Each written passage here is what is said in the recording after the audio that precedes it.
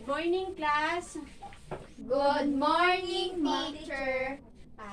Good morning po, Ma'am Joanna. Good morning, Ma'am Joanna. Ayun, bago tayo magsiupo, kailangan po natin ay manalangin. Sino dito ang pwedeng magdasal? Ayun, si Alexa. Sige, tayo po ay imuko at manalangin.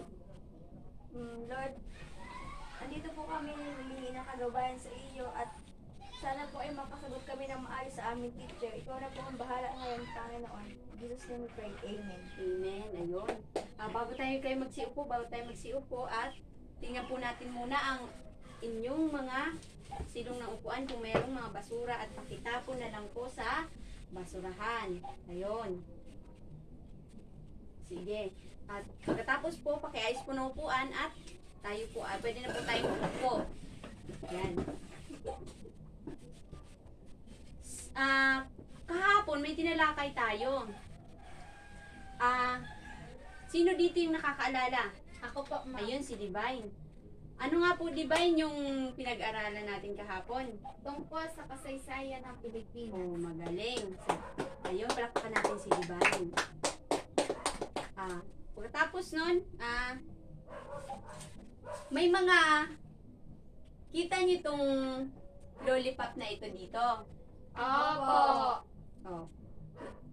May gagawin tayong laro. Ang gagawin nating laro, ito yung scramble words. Alam niyo yung scramble words? Opo. Okay, mamaya lalaruin natin yon. Bago muna ang lahat, nais ko sanang mag-attendance kung sino yung present ngayon. Okay. Sino pwede mag-attendance dito? Ako na lang. Sige, say present kung nandito si Alexa. Present. Present po. Si Divine, Marie. Present po. At saka si Asinet. Present po. Ayun, present kayo. Okay, bago tayo magsimula sa ating gagawin ngayon, nais ko sana ang magpakilala sa inyo. Kukunin ko lang ang aking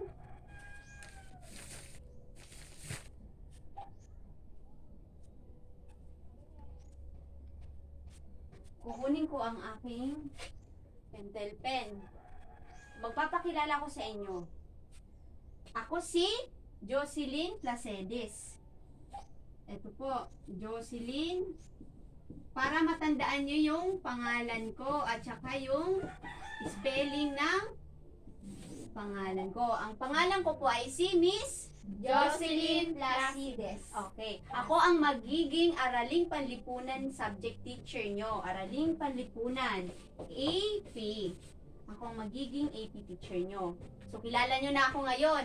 Opo. Ayo. Simulan na natin ang ating laro. Eto dito, kung sino ang makakatama ng sagot, ay bibigyan ng lollipop. Bibigyan po, alam niyo yung scramble words. Opo. Tapos, aayusin niyo siya. Gagawin niyo isang salita. Okay, meron ako ditong flashcard. 5 flashcard. So, itong flashcard na yun, aayusin niyo. Aayusin niyo siya, gagawin niyo isang salita. Okay? Sino ang mauunang magsagot? Sige, si Asinet. Tumayo, Asinet. Ano po yan, Mamundo? Very good. Dahil nakatama ka ng sagot, ikay bibigyan ng lollipop. Kumuha ka na lang dito kung asang lollipop ang gusto mo. Ayan. Pangalawa. Very good. Ito, alam nyo to. Ayun, si Divine. Asya po. Asya. Ito, Divine. Kumuha ka ng isa dito. Ayun. Ang pangatlo. Tama. Si Alexa. Latitude po. Latitude. Tama, ang galing. Kumuha ka dito ng isang lollipop. Ayun. Yung pang-apat na flashcard, sino? Si Divine. Ecuador po. Ecuador, tama. Ecuador nga. Kumuha ka dito ng isang pang-lollipop. Ayun. Yung pang-last. Ayun, si Asinet. Ano nga ang nakasulat dito? Ano po, mapa? Mapa, tama. Mapa ang nakasulat sa flashcard na ito. Kunin mo ang lollipop na ito. Ngayon, sa pinakita kong flashcard, sa tingin nyo, may kaugnayan ba sa pag-aaralan natin ngayon? Opo. O, sige. Atin ang alamin kung may kaugnayan ba ang flashcard na ito, ang mapa, ang latitude, ang asya, sa pag-uusapan natin ngayon. So, bago tayo magsimula, nais ko sanang mag-highlight muna ng pag-uusapan natin ngayon. Pag-uusapan natin ngayon. Alam niyo po ba ito? Teka lang. Ako ay mag-drawing kaso hindi siya maganda. Hulaan niyo po kung ano ito. Globo. Ito po ay... Ano nga po ito? Globo. Tama, globo. Kahit hindi naman po maayos yung pagkakadrawing ko, globo po iyan. Pasensya na po at hindi po ako marunong mag-drawing. Ayun. Ang usapin natin ngayon, ang Pilipinas po ay bahagi ng pinakamalaking kontinente sa daigdig na pinakamalaking kontinente sa daigdig. Tapos, yung Asya. Ang Asya po ay may 5 bahagi ng rehiyon. Sa tingin nyo, ano ang 5 bahagi sa Asya? Anong 5 bahagi ng rehiyon ng Asya? Ang Kanluran, Asya. Ano pa? Silangang Asya. Timog Timog Silangang Asya. Silangang Asya at Kanlurang Asya. Tama. Ang Pilipinas, sa tingin nyo, saan siya na kabase? Asinet. Sa Timog Silangang Asya. Tama. Sa Timog Silangang Asya, ang Pilipinas. So, pag-aralan na natin. Ang pag-aaralan natin ngayon ay ang pagtukoy sa kinalalagyan ng Pilipinas. Ano nga ang pag-aaralan natin ngayon? Pagtukoy sa kinalalagyan ng Pilipinas. Tama, yun yung pag-aaralan natin ngayon, ang pagtukoy sa kinalalagyan ng Pilipinas. Ang una po ay absolute na lokasyon. Sino ang magbabasa ng absolute na lokasyon? Si Alexa. Absolute na lokasyon ay paraan ng pagtukoy sa kinalalagyan ng Pilipinas sa pamamagitan ng latitude at longitude. Okay, very good. Ang absolute na lokasyon daw po, ito yung paraan ng pagtukoy sa kinalalagyan ng Pilipinas. Halimbawa po ito ay globo. Ito po ay drawing ko lamang at representasyon ko lamang ng isang globo. Ang globo nga pala, ang globo, yung drawing ko kanina na globo, yun po yung parang model o representasyon. Doon natin makikita yung mga bansa. At doon din yung tinutukoy na sa paraan sa paggamit ng geography. So, absolute na lokasyon. Tingnan natin kunyari dito, ito yung representasyon natin ng globo. Ang makikita nyo dito, yung pinag-aralan natin kanina, yung sinabi ko sa inyo kanina, na hinulaan nyo na Ecuador latitude at longitude. Dito natin malalaman kung asaan ang latitude at longitude sa globo. Okay. Dito sa globo na ito, may mga bansa yan na nakapalibot dyan. Nandiyan yung sinasabi natin kanina ng Timog Asya, ang Timog Asya, ang Kanlurang Asya, ang Hilagang Asya, ang Timog Silangang Asya, at yung isa ay yung Hilaga. Ayun. Tukuyin na natin kung nasaan yung longitude at yung latitude sa globo. Ang globo, ito siya globo. Tapos, sa globo na po iyan, may guhit-guhit po iyan na pahalang at vertical at horizontal. Pag sinabi pong vertical, ito po yung mga parang patayong guhit. Pag sinabi nating horizontal, ito yung pahigang guhit. Ayun. Sa representasyon na ito, makikita natin ang longitude o prime meridian. Ang longitude po na tinatawag dito, iyon po yung vertical lines na nakaguhit po sa globo. Makikita po natin ito. Tinatawag po siyang longitude or prime meridian. Okay. Tukuyin na naman po natin yung latitude. Ang latitude po dyan, yun po yung horizontal line na nakikita nyo sa globo. Horizontal lines. Tinatawag siyang latitude o equator. O.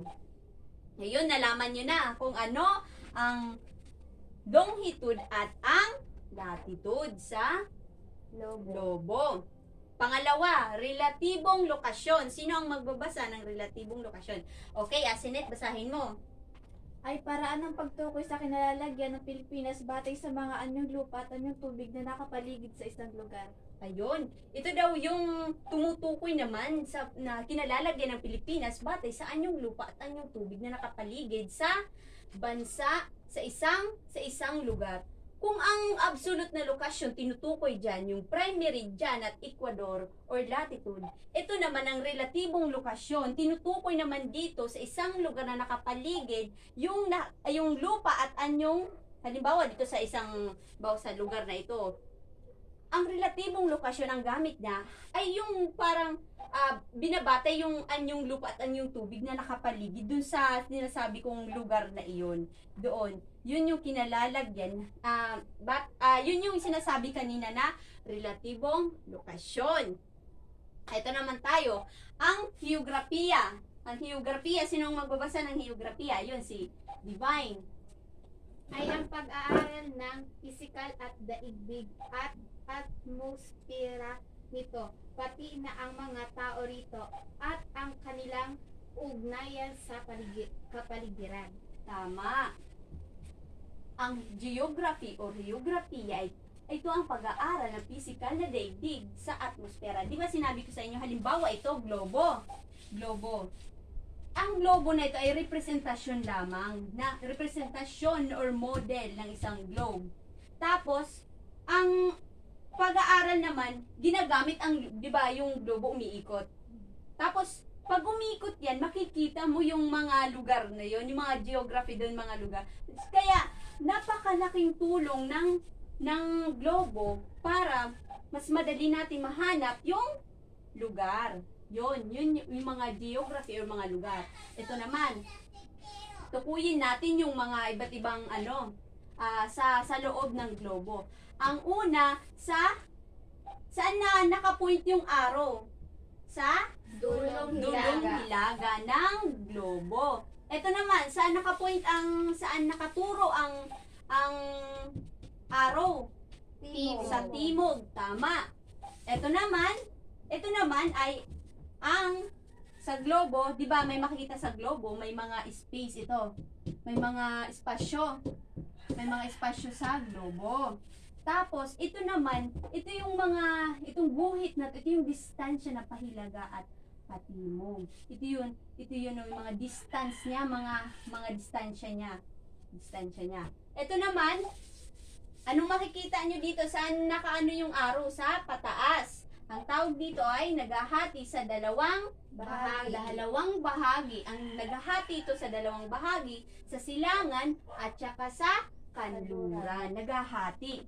So, ngayon, nalaman nyo naman ang prime meridian. Ito naman, ang pag-aaralan natin ngayon, ang prime meridian at international dateline. Basahin nyo nga anong pag-aaralan natin ngayon. Prime Meridian International Dateline. Okay. Sino ang magbabasa sa inyo? Sino ang magbabasa ng ibig sabihin ng prime meridian? Ayun. Prime meridian ang naghahati sa globo sa dalawang bahagi, ang silangang hating globo at kanlurang hating globo. Oh. Ang prime meridian, 'di ba sinabi ko sa inyo, may hati ito. Ito yung tinatawag na longitude. Oh. Yun na yun, naghahati po sa silangan at saka sa kanluran. Tama. Sino ang magbabasa ng international dateline? Ayun, si Alexa. International dateline, ang imahinasyong guhit na naghahati sa mundo sa magkaibang araw. Ang international dateline kayo imahinasyon na guhit na naghahati sa mundo sa magkaibang araw. Narinig nyo na po ba ito sa pag-aaral ninyo dati, yung international dateline?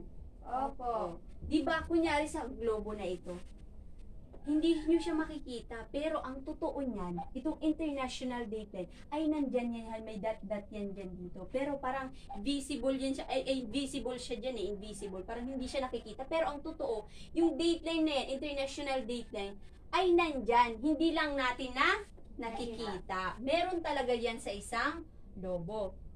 So, ngayon naman, ang gagawin po natin ay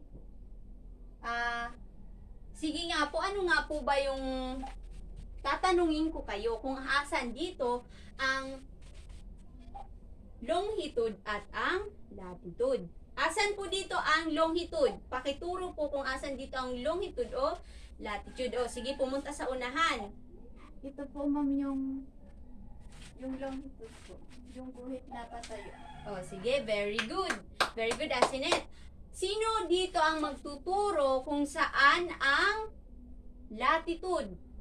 O, si Alexa. Ito po, yung paganito. Ito po. Tama. Itong pahalang or yung pahiga, ang tinatawag na latitude or equador. So, bago tayo magpatuloy sa ating gagawin, nais ko sana akong yung mga assignment, di ba may mga assignment kayo? Opo. Ay, opo. Sige. Nais ko sanang ipasa nyo na lang sa unahan at para ma-check ko mamaya. Sige na, ipasa nyo na. Ayun. I-check ko po ito mamaya kung tama ang inyong mga sagot. So, bago tayo magpatuloy, magre-recess muna kayo. Sige. Baka kasi mama, anong oras na eh. Sige, mag-recess muna kayo. Wait lang. So, ayun, tapos na kayong mag-recess. Ngayon, ang gagawin natin, gagawa tayo ng gawain. Dito yung activity 1 nyo sa Araling Panlipunan. Bibigay ko, itong papel na ito, ang gagawin nyo ay guguhit kayo ng tinuro natin kanina kung ano yung naintindihan nyo patungkol sa globo. Magguguhit kayo ng globo at ilalagay nyo kung asan yung equador, asan yung longitude or latitude at longitude. Tuturo nyo din yung timog, yung naghahati, yung mga paturo or yung mga direction kanina. Kagaya nito. Ngayon, bibigay ko na ang papel at kayo ay magguguhit. Ayun. Sige, simulan nyo na. Simulan nyo na mag-drawing. Ayun.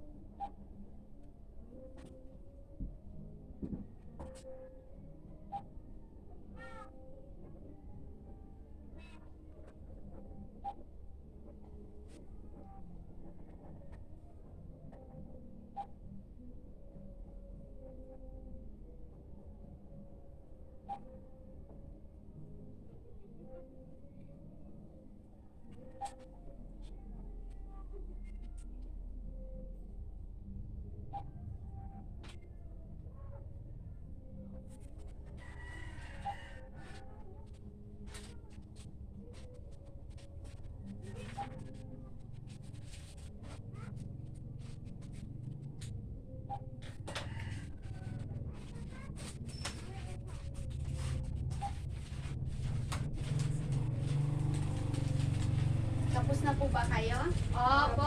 Ayun, ipasa nyo na sa unahan. Ayun.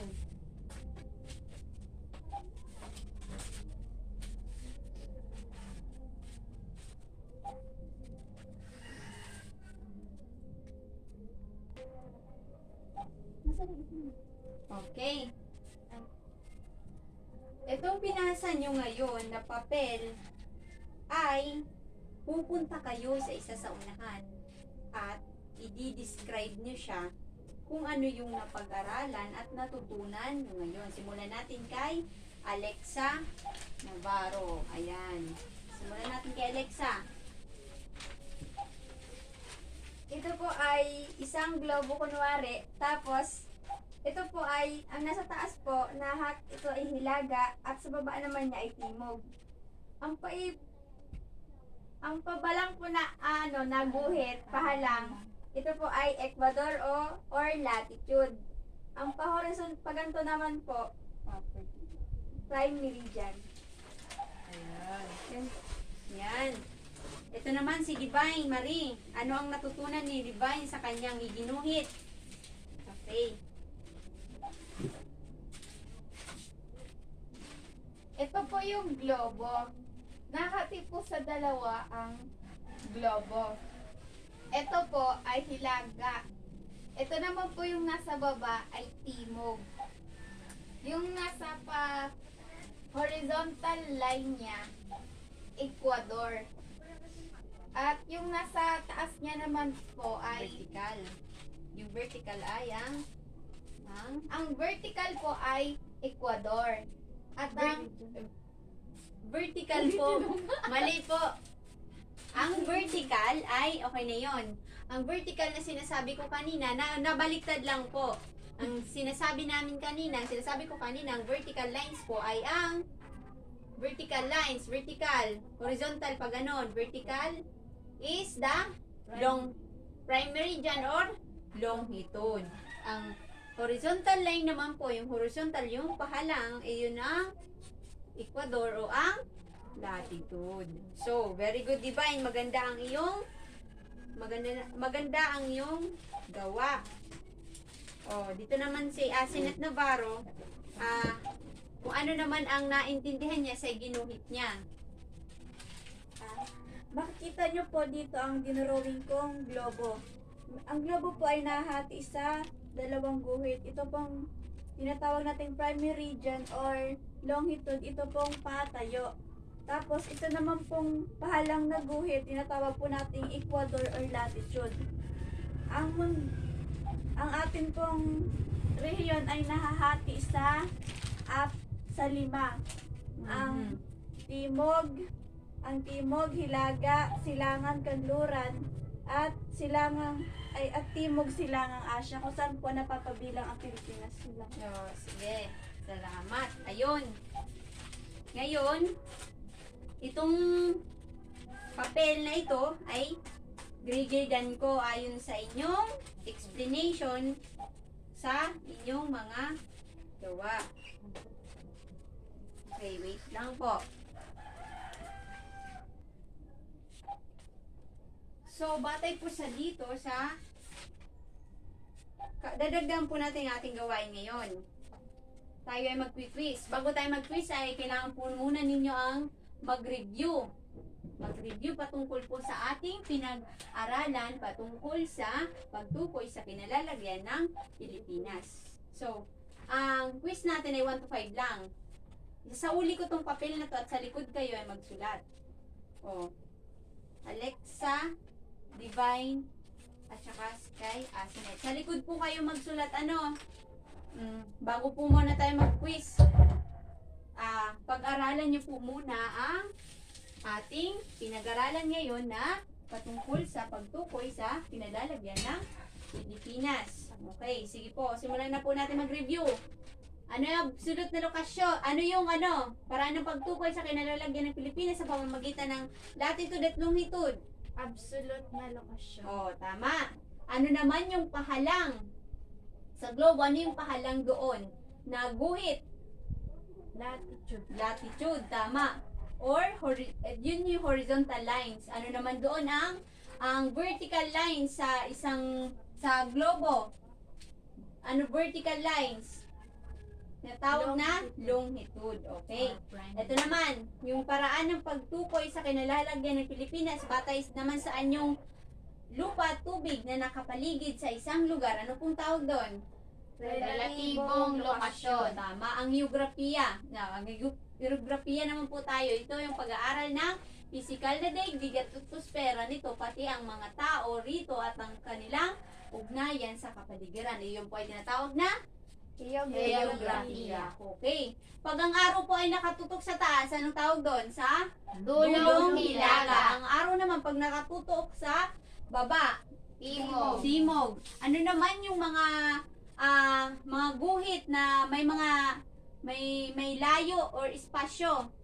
Anong tawag doon? Sa globo. Anong tawag yun? Yung Distansya, panilaga, o patimog. Ano naman yung sa isang globo yung may hati sa gitna? Naghahati sa dalawang bahagi. Ayun. Okay. Simulan na natin ang tanggalin ko na ito. Opo. Okay. Tanggalin niyo ko na ito ano.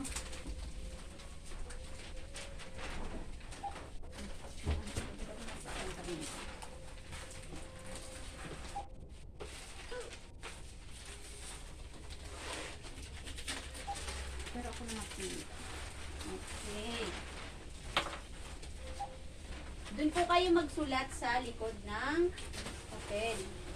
Okay, handa na po ba? Opo. Number 1. Ito yung paraan ng pagtukoy sa pamamagitan ng latitude at longitude. Sa pamamagitan ng latitude at longitude. Yung paraan sa pagtukoy. Yung pinakauna nating pinag-aralan.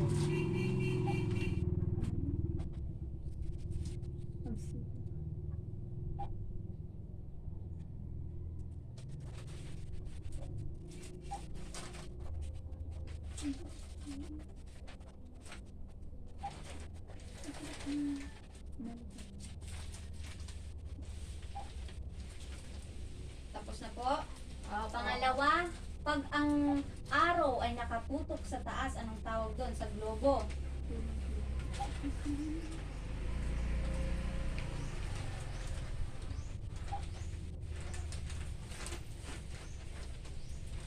Tapos na po.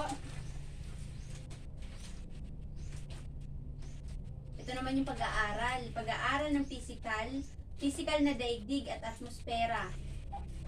Makikita po ito sa sa globo. Pati ang mga tao rito at ang mga kanilang kaugnayan sa kapaligiran. Oh. Pangatlo na po yun Ang pang-apat ay ito man tumutukoy sa kinalalagyan ng Pilipinas batay sa anyong lupa at anyong tubig. Anyong lupa. Ito naman sa anyong lupa at anyong tubig na nakapaligid sa isang lugar. Panglima po, ano yung mga espasyo? Anong tawag doon sa mga espasyo? Halimbawa sa isang globo, yung mga espasyo na nakaguhit yun, ang tawag doon? Distansya sa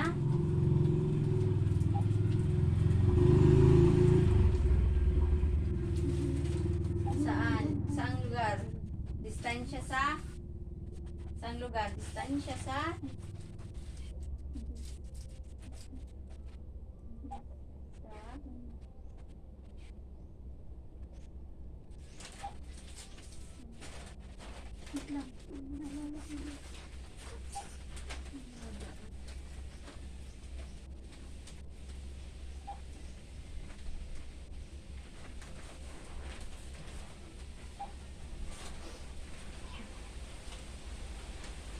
Okay, tapos na po ba? Ano yung sagot niyo number 1? Absolute na lokasyon. Absolute na lokasyon. Ano ang absolute na lokasyon? Ito ay ang paraan ng Pagtukoy sa kanilalagyan ng Pilipinas. tama. Ano naman yung pangalawa? Anong sagot nyo? Yung arrow. Dulong hilaga. Oh. Arrow saan ito? Sa baba or sa taas? Sa taas. Okay, number 3 ang sagot nyo ay ang Geography. Anong geography? Ang pag-aaral sa Pisikal na daigdig at atmosfera. pati ang mga tao rito at ang kanilang kapaligiran sa kapaligiran. Anong ano na tayo? 4. Anong sagot niyo number 4? Relatibong lokasyon. Ano ang relatibong lokasyon? Ito. Ang relatibong lokasyon ay Paraan ng pagtukoy sa kanilalagyan ng Pilipinas batay sa mga lupa at ang tubig na nakapaligid sa isang lugar. number 5. Ano naman yung distansya? Ano yung sinasabi doon na yung mga espasyo sa yung mga lines? Distansya? Distansyang pahilaga o Pahilaga o patibong. patibong. Ayun. So, sino ang nakakuha ng mataas na grade? Sino ang naka-5 sa inyo? Lahat. Very good.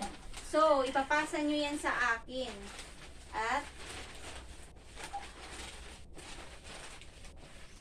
ipapasa nyo. Yun. At dyan nagtatapos ang ating pinag-aralan ngayong hapon. Ngayong araw na ito. Ano nga yung pinag-aralan natin? Kinapagtukoy sa kinalalagyan ng Pilipinas. Tama, ayun. Sige. See you, class. Goodbye, Ma'am Teacher Jocelyn. Ayun, naalala nyo pa ako. Sige. Goodbye. Goodbye.